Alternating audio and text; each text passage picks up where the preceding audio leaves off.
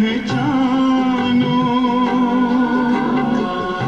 इसी राजपथ पर चलकर तुम पालो अपना बसेरा।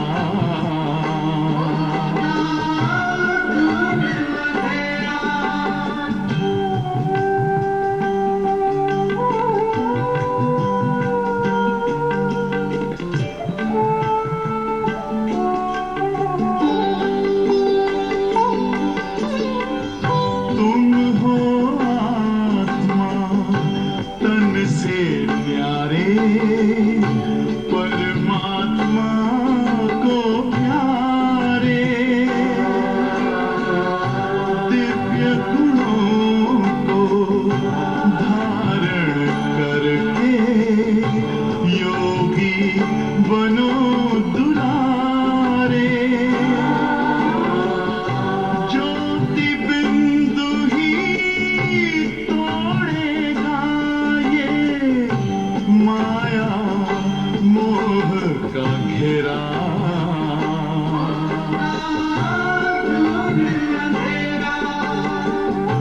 अंतर मन में ज्योति जगा लो, होगा दूर अंधेरा।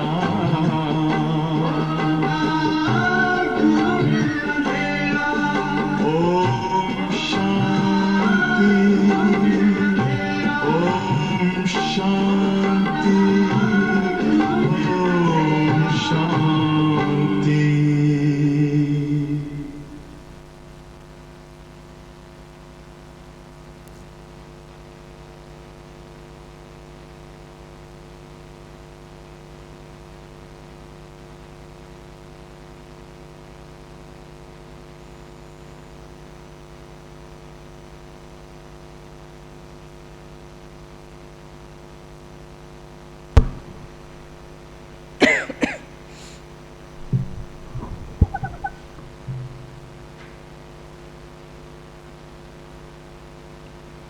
शांति। आज बाबा की 28 अक्टूबर की साकार मुरली है, जो बाबा विशेष आज हम बच्चों की चोली भरने के लिए आए हैं। तो बाबा ने कहा कि एक ही भोलानाथ बाप हैं जो ज्ञान रत्नों से हम बच्चों की चोली भरते हैं। भोलानाथ है क्योंकि वो सोच के नहीं देता और ना वो गिनती करके देता है। मनुष्य होता है वो सोच सोच के देता और गिनती करता, लेकिन वो परमात्मा शिव बाबा इतना भोला है कि जो भी आत्माएं उनके सामने जाती हैं, अगर वो बुद्धि समर्पित करके, अगर वो निरअहंकारी बुद्धि बनकर के अगर उसके सामने बैठती है, आत्मिक बुद्धि से वो अगर वो बैठती है, तो वो उनकी बुद्धि को वो ज्ञान रत्नों से भरपूर कर देते हैं। अगर ऐसे भी कोई आत्माएं जाए, लेकिन अगर वो देह भान वाली बुद्धि होगी तो कितना भी परमात्मा की ज्ञान वर्षा होती रहे, लेकिन उस बुद्धि में बैठता नहीं। और इसलिए बाबा कहते हैं कि वो एक ही बीज रूप है जो सारे संसार का वो रचयिता है, जिसके कंपैरिजन दाता के स्वरूप में हम और किसी आत्माओं से नहीं कर सकते हैं। तो इसी बात को लेकर के बाबा ने हम बच्चों को सूक्ष्म पुरुषार्थ की बात समझाई है कि जो वो दाता है और वो कल्प वृक्ष का बीज रूप है, जो कोई भी मनुष्य जो वो देता है परमात्मा, वो इंसान नहीं दे सकता। तो उनके सामने हमें कैसा होकर के रहना चाहिए। आज बाबा ने ये भी बताया है कि भगवान को भी कई बच्चे ऐसे कि जो ठगते हैं। मनुष्य को तो ठगते हैं, लेकिन वो भगवान को भी नहीं छोड़ते हैं। कई ऐसी बातें होती है, कई ऐसी गलतियाँ होती है जो भगवान से भी छिपा कर के उनके सामने जाते हैं। तो बाबा कहते कि वो ठगना माना वास्तव में भगवान को ठगने की बात नहीं है, लेकिन वो स्वयं को ही ठगते हैं। और उसमें सबसे बड़ा जो नुकसान होता है वो स्वयं को ही होता है। और इसलिए परमात्मा प्यार की अनुभूति, उनके संग के सुख की अनुभूति अगर करनी हो तो वो सत्य बाप के सामने हमें हर समय हम जो है, हम जैसे हैं, हम सत्य होकर के रहे तो उनकी वर्षे की अनुभूति भी हम कर सकते हैं। तो आज बाबा कहते हैं, मीठे बच्चे, भोलानाथ बाप एक है, जो तुम्हारी झोली ज्ञान रत्नों से भरते हैं, जो तुम्हारी झोली ज्ञान रत्नों से भरते हैं, वही कल्प वृक्ष का बीज रूप है। उनकी भेंट और किसी से कर नहीं सकते।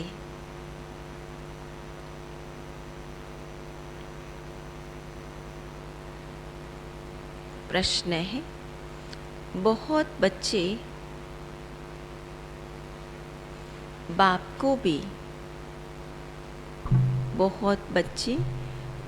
को भी ठगने की कोशिश करते हैं। कैसे और क्यों?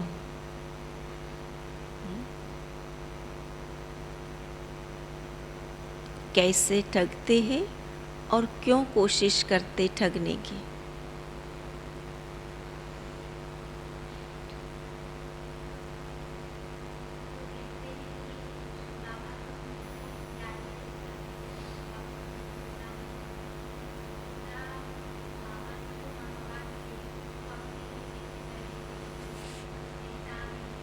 मन मत मिक्स करते हैं और कैसे ठगते हैं? विकार में जाते हैं और फिर जा कर के इंद्र सभा में, जो बाबा कहते हैं कि बैठ जाते हैं, बाप को सच सच बताते नहीं हैं। और बाबा कहते क्यों ठगते हैं?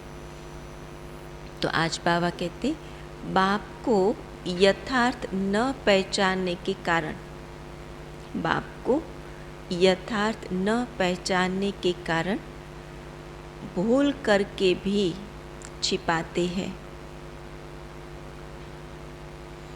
सच नहीं बताते हैं।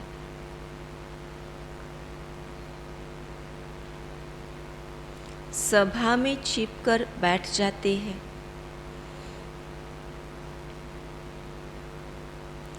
उन्हें पता ही नहीं कि धर्मराज बाबा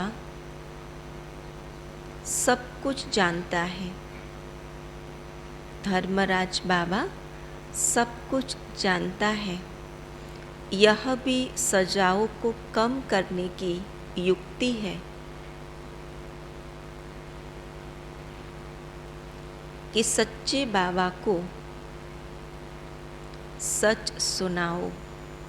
हो सकती है गलती, क्योंकि माया की भी तो बहुत ज़बरदस्त प्रवेशता हो जाती है। बाबा कहते बाप तो सर्वशक्तिमान है ही, लेकिन माया भी तो कम नहीं है।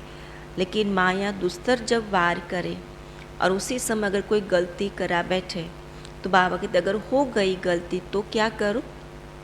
बाबा को सच सच सुना दो तो आदि माफ़ हो जावे। तो बाबा कहते ये भी तो एक धर्मराजपुरी से बचने की बहुत सुंदर युक्ति है। आज का गीत है, भोलेनाथ से निराला कोई और नहीं। ओम शांति। बच्चे समझ गए हैं कि भोलानाथ सदा शिव को कहा जाता है। शिव को क्या कहते भक्ति मार्ग में?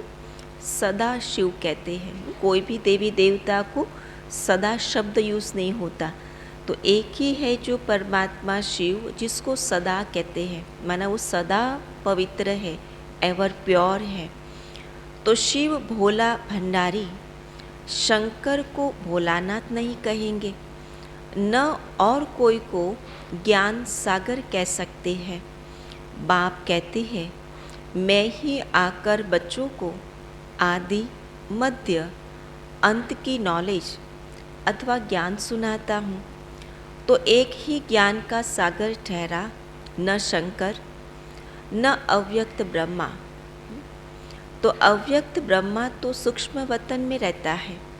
बहुत इस बात में मूंझते हैं कि दादा को भगवान ब्रह्मा क्यों कहते हैं, लेकिन अव्यक्त ब्रह्मा को भी भगवान नहीं कह सकते।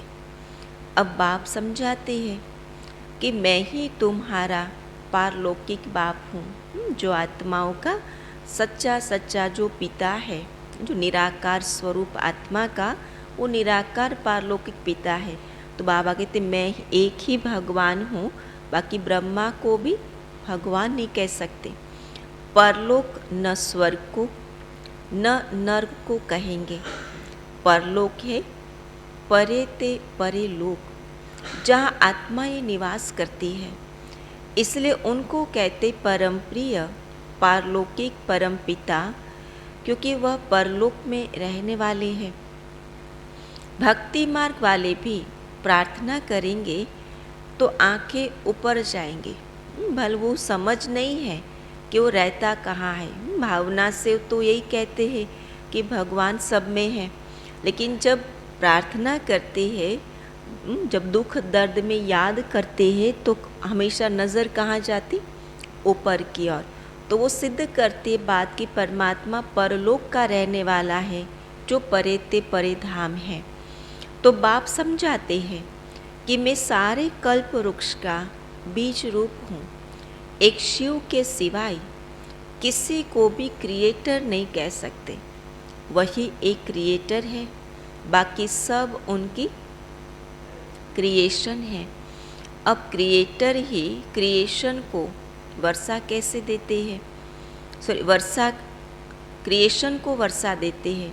सब कहते हैं हमको ईश्वर ने अथवा खुदा ने पैदा किया है, तो उस एक ईश्वर को सब फादर कहेंगे, गांधी को तो फादर नहीं कहेंगे। तो बेहद का रचता बाप एक ही है।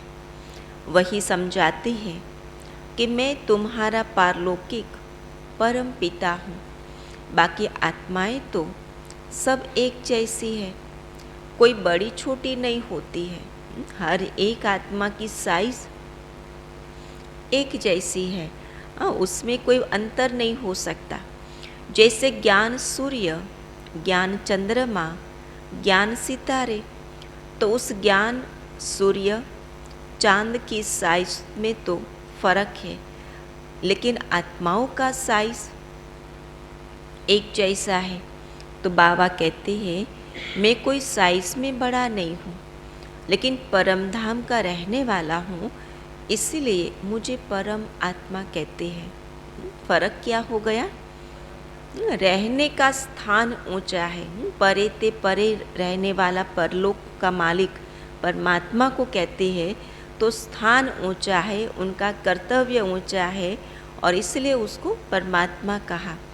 परमात्मा में ही सारा ज्ञान है। वह कहते हैं जैसे मैं अशरीरी हूँ, वैसे आत्मा भी कुछ समय परमात्मा परम धाम में अशरीरी रहती है, बाकी स्टेज पर जास्ती समय रहती है। अंतर क्या हो गया कि परमात्मा केवल कल्प के अंत में एक ही बार सृष्टि पर आते हैं और अपना पाठ बजाते हैं, और आत्माएं कितना समय रहती है ऊपर, बहुत थोड़ा समय ऊपर रहते हैं, फिर सृष्टि रंगमंच पर आकर अपना पाठ बजाती है।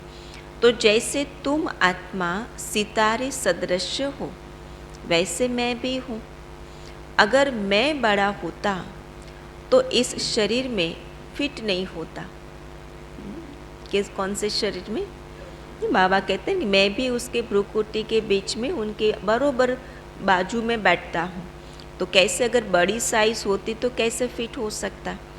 जैसे और सभी आत्माएं पाठ बजाने आती है, वैसे मैं भी आता हूँ। बाबा का भक्ति मार्ग से पाठ शुरू होता है, लेकिन ज्ञान देने का नहीं, कौन सा पाठ शुरू होता? भक्तों को अपनी भावना का भाड़ा देने का, है ना, साक्षात्कार कराने का पाठ शुरू होता। सतयुग त्रेता में तो पाठ ही नहीं, अब खुद आकर हमको पूरा वर्षा देते हैं, अपने से भी 2 रत्ती ऊपर ले जाते हैं। कितना ऊंचा उठाते हैं। वो बाबा ने 2-3 दिन पहले की मुरली में कहा था कि मैं केवल 1 लोक का मालिक बनता हूँ और मेरे बच्चों को 2 का मालिक बना देता हूँ। तो बाबा कहते हैं कि 2 रत्ती ऊपर ले जाते हैं, हमको ब्रह्मांड और सृष्टि दोनों का मालिक बनाते हैं। यह तो हर एक बाप का फर्ज होता है बच्चों को लायक बनाना। कितनी सेवा करते हैं। कोई के 7 बच्चे होते हैं, कोई डॉक्टर, इंजीनियर, वकील बनता है तो बाप फुला नहीं समाता। कितनी खुशी होती है। लोग भी उनकी सराहना करते हैं कि बाप ने सब बच्चों को पढ़ाकर लायक बनाया है, परंतु सब एक जैसा तो नहीं बनते। कोई क्या बनता, कोई क्या।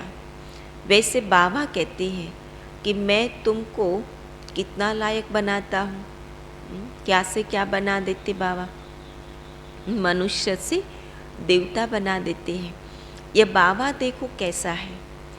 इसका स्थूल नाम रूप कोई है नहीं, दूसरे के तन में प्रवेश कर पढ़ाते हैं, खुद का कुछ नहीं। और इसलिए बाबा कई बार कहते ना कि मैं तो किराए पर लेता हूँ, मैं लोन पर लेता हूँ ये तन, और फिर मेरा कार्य पूरा होता है, फिर मैं वापस चला जाता हूँ। यह हूबहू कल पहले वाली पाठशाला है। तो ज़रूर गीता के भगवान ने गीता पाठशाला बनाई है, जहाँ सबको ज्ञान घास, ज्ञान अमृत खिलाया है। कोई कहते श्री कृष्ण की गौशाला, कोई कहते ब्रह्मा की, लेकिन है क्या? जो शिव बाबा को शरीर न होने के कारण ब्रह्मा से मिला दिया है, बाकी श्री कृष्ण को तो गौ पालने की दरकार ही नहीं। श्री कृष्ण को पतित पावन नहीं कहते, स्वयं पावन जरूर है, लेकिन वो दूसरों को पावन नहीं बनाते। गांधी भी गीता को उठाए मुख से सीताराम उच्चारते रहते थे, क्योंकि वह राम कृष्ण कच्छ मच्छ सब में भगवान मानते हैं। पहले हम भी ऐसे समझते थे, जब ज्ञान नहीं था तो भावना से हम भी क्या कहते थे कि सब भगवान है, सब में ईश्वर है, हम में, हमारे में भी ईश्वर, आप में भी ईश्वर। तो हमारा भी बुद्धि का ताला बंद था। अब आपने आकर जगाया, सभी को कब्र से निकाल वापिस ले जाते हैं। कैसे हो गए थे? सारे मुर्दे हो चुके थे, न खुशी थी, न उमंग उत्साह था, न किसी भी बात का नशा था। विनाशी नशा ज़रूर था, लेकिन वो अविनाशी नशे की तो बात ही नहीं थी। तो बाबा कहते मच्छरों के सदृश ले जाते हैं जागृत करके, फिर उतरते धीरे धीरे अपने समय पर है। तुमको बाप समझाते हैं कि मुझ एक को याद करो। स्टूडेंट को भी बाप टीचर याद रहता है। तुमको तो बाप पढ़ाते हैं, यही तुम्हारा गुरु भी है। तीनों का ही फोर्स है, फिर भी ऐसे बाप को भूल जाते हो। बाबा को बड़ा आश्चर्य लगता है कि बाप के रूप में भी बड़ी आशा लेकर के पढ़ाते, टीचर के रूप में भी बाप पढ़ाता है, और वही बाप भी सद्गुरु के रूप में सद्गति की शिक्षा भी देता है। तो तीनों संबंध से वो हमें फोर्स से कराते हैं। तो बाबा कहते फिर भी भूल जाते। ऐसे भी फुल कास्ट कहलाने वाले बच्चे हैं जो 5 मिनट भी याद नहीं करते। आज बाबा अपना चार्ट देते हैं, है ना, कि फुल कास्ट कहलाने वाले ब्राह्मण भी कितना याद करते बाबा को। 5 मिनट भी याद नहीं करते। तब कहते हैं अहो मम माया, मैं बच्चों का ताला खोलता हूँ, तुम बंद कर देती हो। सुबह सुबह क्या करते बाबा? बुद्धि का ताला खोलते हैं। फिर जैसे बाहर जाते अपने कारोबार में व्यवहार में लग जाते और बुद्धि बंद हो जाती है।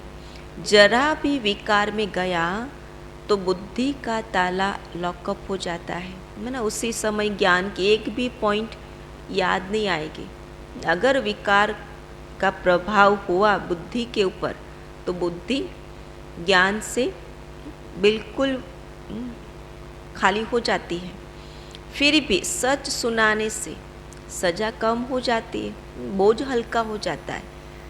अगर आप ही जाकर जज को अपना दोष बताए तो कम सजा देंगे। तो बाबा भी ऐसे करते हैं। अगर कोई बुरा काम कर छिपाते हैं तो उसको कड़ी सजा मिलती है। तो धर्मराज से कुछ छिपाना नहीं चाहिए, क्योंकि उनको नुकसान नहीं है। नुकसान किसको है? नुकसान तो खुद को ही है। अगर आपको कोई बीमारी हुई और डॉक्टर के पास गए तो पूरी बीमारी का आपने वर्णन ही नहीं किया, जितना बताए उसी हिसाब से दवाई दी, तो किसको नुकसान हुआ? आपको ही नुकसान हुआ। तो उसी प्रकार बाबा कहते अगर कोई भी विकार की गलती हुई और बाप से सर्जन से छिपाई तो फिर उसकी सजा ज़रूर है। ऐसे बहुत है जो विकार में जाकर फिर छिपकर सजा में बैठ जाते हैं, लेकिन धर्मराज से क्या छिपा सकते हैं? निश्चय नहीं है तो ऐसे बाप को भी ठगने की कोशिश करते हैं, लेकिन साकार को भल ठग ले। निराकार बाबा को सब जानते हैं। तुम्हें इस तन से शिक्षा भी वही दे रहे हैं। तुमसे बहुत पूछते हैं कि दादा के तन में परमात्मा कैसे आते हैं? यह तो गृहस्थी था, बाल बच्चे थे, इसमें कैसे आते हैं? क्यों नहीं कोई साधु संत के तन में आते हैं? स्वाभाविक है, हर कोई के मन में प्रश्न उठता है, और ख़ास करके जब 7 डेज कोर्स करते तब यही प्रश्न उठता है। तो बाबा कहते लेकिन परमात्मा को तो पतितों को पावन बनाना है। जो पुजारी से पूज्य बना रहे हैं ये भी जैसे बाजुली खेलते हैं। ब्राह्मण ही देवता, फिर क्षत्रिय, वैश्य, शूद्र, यह वर्ण भी भारत में है और कहाँ वर्ण नहीं। अब मैंने 15 मिनट भाषण किया, ऐसे तुम भी समझा सकते हो। जैसे बाबा ने समझाया 15 मिनट, बाबा कहते ऐसे तुम भी समझाओ। बाबा करके डायरेक्ट बात करते हैं। तुम कहेंगे शिव बाबा ऐसे समझाते हैं, शिव अलग है, शंकर अलग है। यह भी साफ साफ समझाना है, यह भी बाबा का परिचय देना है। जब गवर्नमेंट का किताब निकलता है हु इज़ हु, वैसे ही हु इज़ हु प्री ऑर्डिनेंट ड्रामा, हम कहेंगे ऊंचे ते ऊंचा शिव बाबा, फिर ब्रह्मा, विष्णु, शंकर, फिर लक्ष्मी नारायण, राम सीता, फिर धर्म स्थापन करने वाले, ये पूरा सिजरा है। इस रीति दुनिया पूरी पुरानी होती जाती है। तुम देवताएं वाम मार्ग में चली जाते हो। अब बाप आकर जगाते हैं, कहते सब मेरे हवाले कर दो। अगर जागृत हो गई आत्मा तो क्या करेगी? बुद्धि से तो यही कहेंगे बाबा ये सब कुछ आपका है और मेरी मत पर चलो। अगर बुद्धि ने यथार्थ रूप से बाप को पहचान लिया, निश्चय बुद्धि हो गई, तो फिर बाबा कहते मेरी मत पर चलो। श्रीमत तो उनकी कहेंगे ना। बाकी लक्ष्मी नारायण, राम सीता जिनको याद करते वह सब वाम मार्ग में चले गए, और कौन श्रीमत दे सकता है? वर्तमान समय देखो, श्रेष्ठ ते श्रेष्ठ मत अभी कौन दे सकता? जबकि सारे संसार की आत्माओं की बुद्धि तमो प्रधान है। जब औरों से भी उनको सलाह राय लेनी पड़ती है तो हमको क्या वो देंगे सदगति के लिए? तो बाबा कहते भक्तों की मनोकामना भी बाबा ही पूरी करते। भल कोई कच्छ मच्छ में भावना रखे तो उनकी भी भावना मैं पूरी करता हूँ। उसका अर्थ यह निकलता है कि कच्छ मच्छ सब में भगवान है।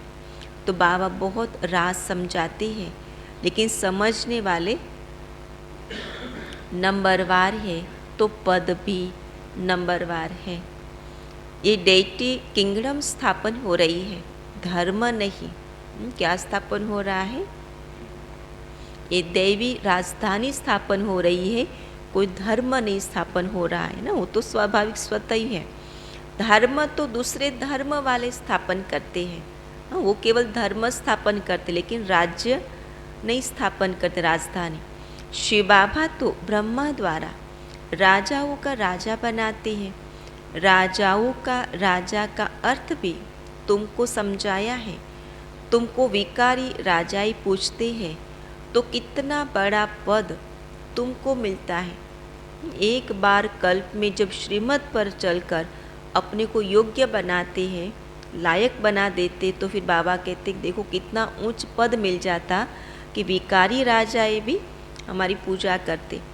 बाबा की मीठी मीठी बातें तुमको बहुत अच्छी लगती है, परंतु क्या होता जब सुनते हैं ना तो इतना अच्छा लगता है, आत्मा को सुनते सुनते सुकून मिलता है कि कितना अच्छा है, इतना सुख मिलता है। परंतु फिर उठकर चाय पी तो नशा कम हो जाता है। गांव में गए तो एकदम उतर जाता है। यहाँ तो जैसे तुम शिव बाबा के घर में बैठे हो, वहाँ बहुत फर्क पड़ जाता है। वातावरण का भी फर्क पड़ता है, संगठन का भी फर्क पड़ता है ना। संग बदल जाता है तो तुरंत फर्क दिखाई देता। जैसे पति जब परदेश जाते हैं तो पत्नी आंसू बहाती है, वह तो कोई सुख देते नहीं। यह बाबा तो तुम्हें कितना सुख देते हैं, तो इनको छोड़ने में भी तो रोना आता है। पूछते बाबा, बहुत कहते हैं हम यहाँ ही बैठ जाइए, फिर आपके बाल बच्चे कहाँ जाएंगे? जब बाबा के सामने रहते हैं तो सुनते सुन इतना सुख मिलता है, जिसको बाबा कहते गोप गोपिया है ना। अतीन्द्रिय सुख पूछना हो तो किसको पूछो, तो इतना अतीन्द्रिय सुख महसूस करते हैं कि लगता है कि बस यहीं बैठ जावे। तो बाबा कहते कि अगर यहाँ ही बैठ जावे तो फिर बाल बच्चों की जवाबदारी कौन संभालेगा? कहते आप संभालो। बाबा को बोल देते। तो बाबा कहते हम कितनों के बच्चे संभालेंगे, लेकिन ठहरो, सर्विसेबल बनो तो तुम्हारे बच्चों का भी प्रबंध हो जाएगा। अगर नष्ट मोहा है, निर्बंधन है स्वयं से, तो फिर बाबा कहते कि बाप फिर रिस्पॉन्सिबल बनते हैं। शुरू में थोड़े थे तो उनके बच्चे संभाले, अब कितने हैं? अब तो लाखों की संख्या में बच्चे हो गए, तो कितनों के बच्चे संभाले?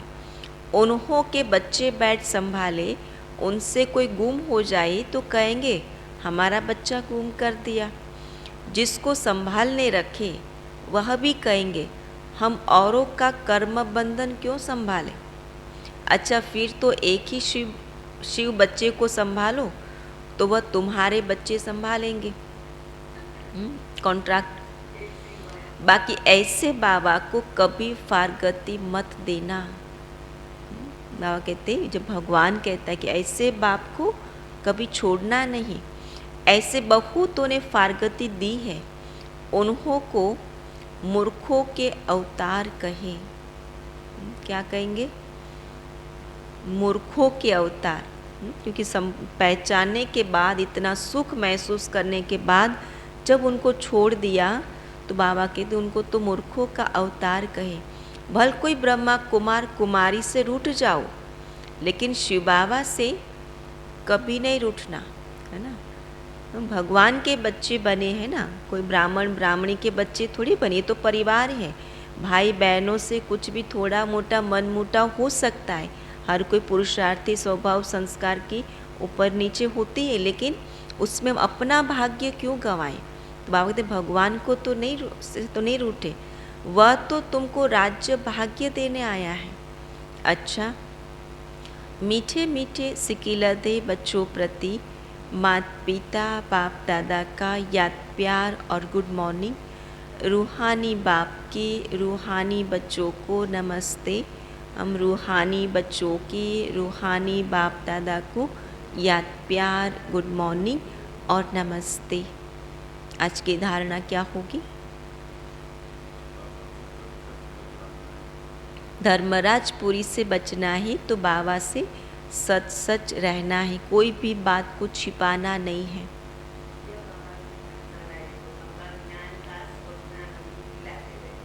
ये बाबा की पाठशाला है, गीता पाठशाला है, तो उसमें ज्ञान घास और ज्ञान अमृत पिलाते हैं, जो पीते रहना है।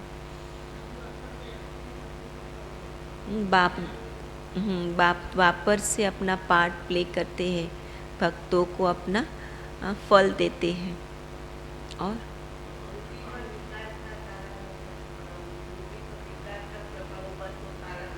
ताला लग जाता है। तो इसलिए हमेशा जागृत रहना है, श्रीमत को बुद्धि से भरपूर रखना है।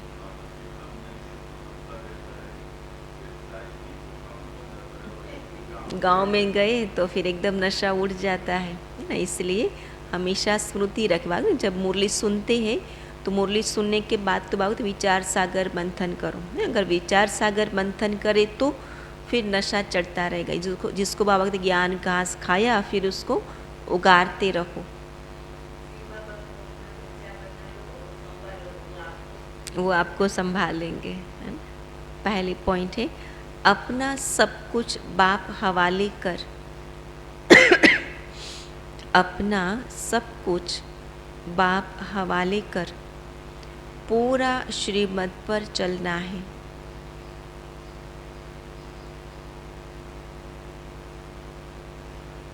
कोई भी बुरा काम करके छिपाना नहीं है।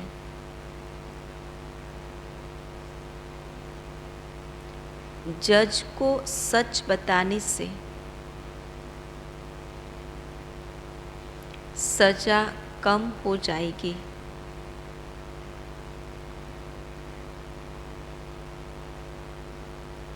दूसरी पॉइंट, बाप से कभी रूठना नहीं है। सर्विसेबल बनना है। अपने कर्म बंधन स्वयं काटने हैं। अपने कर्म बंधन स्वयं काटने हैं। आज का वरदान है संगम युग की हर घड़ी को, संगम युग की हर घड़ी को उत्सव के रूप में मनाने वाले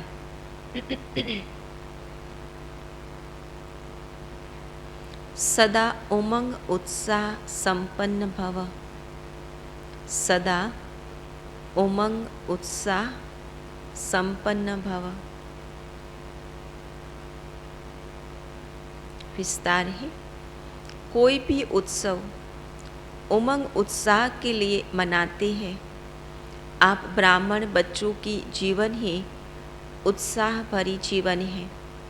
जैसे इस शरीर में श्वास है तो जीवन है, ऐसे ब्राह्मण जीवन का श्वास ही उमंग उत्साह है।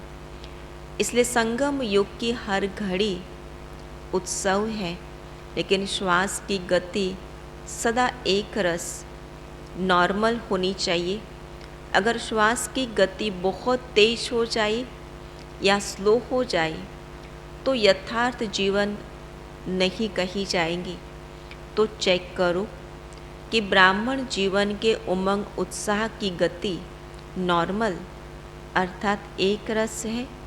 कभी कभी बहुत उमंग उत्साह में चले जाते, कभी एकदम ठंडे हो जाते हैं, कभी हाई बीपी हो जाएगा, नहीं तो लो बीपी हो जाएगा, है ना, उठाना पड़ेगा पकड़ पकड़ के। तो इसलिए बाबा कहते कि गति कैसी होनी चाहिए उमंग उत्साह की, एक रस हो, है ना। हर परिस्थिति में हर स्थान पे, हर व्यक्तियों के साथ हम एक रस उमंग उत्साह से चलते रहें। स्लोगन है, सर्व शक्तियों के खजाने से, सर्व शक्तियों के खजाने से संपन्न रहना, यही ब्राह्मण स्वरूप की विशेषता है। सर्व शक्तियों के खजाने से संपन्न रहना, यही ब्राह्मण स्वरूप की विशेषता है।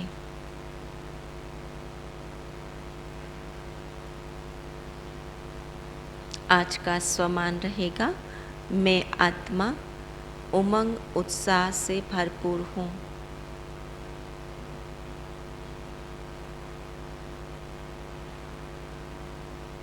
और चिंतन का पॉइंट रहेगा, स्वयं के कर्म बंधन को कैसे काटे, स्वयं के कर्म बंधन को कैसे काटे। ओम शांति। फिर मातेश्वरी जी के अनमोल महावाक्य आए हैं, यह जो मनुष्य गीत गाते हैं, ओ गीता के भगवान अपना वचन निभाने आ जाओ। अब वो स्वयं गीता का भगवान अपना कल पहले वाला वचन पालन करने के लिए आया है और कहते हैं, हे बच्चे, जब भारत पर अति धर्म ग्लानि होती है, तब मैं इसी समय अपना अंजाम पालन करने, मतलब वायदा निभाने के लिए अवश्य आता हूँ। अब मेरे आने का यह मतलब नहीं कि मैं कोई युगे युगे आता हूँ। सभी युगों में तो कोई धर्म ग्लानि नहीं होती। धर्म ग्लानि होती ही है कलयुग में। तो मानो परमात्मा कलयुग के समय आता है और कलयुग फिर कल्प आता है, तो मानो मैं कल्प आता हूँ। कल्प में फिर 4 युग है, इसको ही कल्प कहते हैं। आधा कल्प सतयुग त्रेता में तो सतोगुण सतो प्रधान है, वहाँ परमात्मा के आने की कोई ज़रूरत नहीं। और फिर तीसरा द्वापर युग से तो फिर दूसरे धर्मों की शुरुआत है। उस समय भी अति धर्म ग्लानि नहीं है।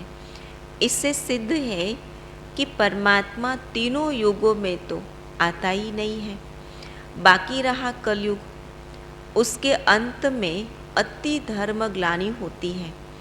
उसी समय परमात्मा आए, अधर्म विनाश कर सत धर्म की स्थापना करते हैं। अगर द्वापर में आया हुआ होता तो फिर द्वापर के बाद तो अब सतयुग होना चाहिए। फिर कलयुग क्यों? ऐसे तो नहीं कहेंगे कि परमात्मा ने घोर कलयुग की स्थापना की।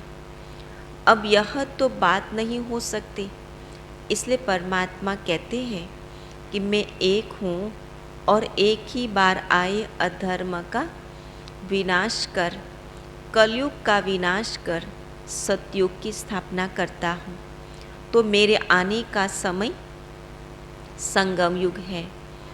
फिर दूसरे पॉइंट मम्मा सिद्ध करते, अब यह तो हम जानते हैं कि मनुष्य आत्मा की किस्मत बनाने वाला कौन है और किस्मत बिगाड़ने वाला कौन है। हम ऐसे नहीं कहेंगे कि किस्मत बनाने वाला बिगाड़ने वाला वही परमात्मा है। बाकी यह ज़रूर है कि किस्मत को बनाने वाला परमात्मा है और किस्मत को बिगाड़ने वाला खुद मनुष्य है। अब यह किस्मत बने कैसे और फिर गिरे कैसे, इस पर समझाया जाता है। मनुष्य जब अपने को जानते हैं और पवित्र बनते हैं तो फिर से वो बिगड़ी हुई तकदीर को बना लेते हैं। बनाने का आधार क्या है? स्वयं को जानना और जीवन को पवित्र बनाना। अब जब हम बिगड़ी हुई तकदीर कहते हैं तो इससे साबित है कोई समय अपनी तकदीर बनी हुई थी जो फिर बिगड़ गई है। अब वही फिर बिगड़ी तकदीर को परमात्मा खुद आकर बनाते हैं। अब कोई कहे परमात्मा खुद तो निराकार है, जब वो आकर के बनाता है तो वो कैसे बनाएगा जब वो स्वयं निराकार है? वो तकदीर को कैसे बनाएगा? इस पर समझाया जाता है कि निराकार परमात्मा कैसे अपने साकार ब्रह्मा तन द्वारा, अविनाशी नॉलेज द्वारा हमारी बिगड़ी हुई तकदीर को बनाते हैं। अब यह नॉलेज देना परमात्मा का काम है। बाकी मनुष्य आत्माएं एक दो की तकदीर को नहीं जगा सकती हैं। तकदीर को जगाने वाला एक ही परमात्मा है, तभी तो उन्हों का यादगार मंदिर कायम है। अच्छा, ओम शांति। कितनी अच्छी 2 पॉइंट्स मम्मा ने सिद्ध करके लॉजिक के साथ बताई। ओम शांति। तो ऐसे हमारा भी अगर विचार सागर मंथन चलता रहे तो औरों को भी हम सुना सकते हैं।